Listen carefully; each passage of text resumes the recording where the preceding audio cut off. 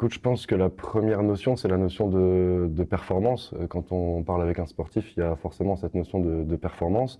Une personne lambda va peut-être venir consulter plus pour un problème de douleur.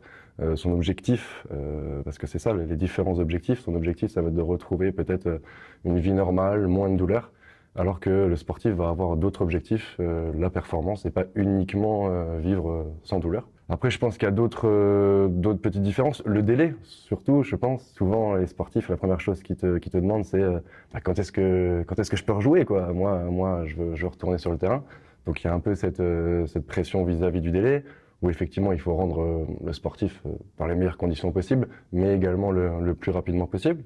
Après, je dirais qu'il y a un autre élément aussi, c'est peut-être les outils qu'on va utiliser en termes de soins.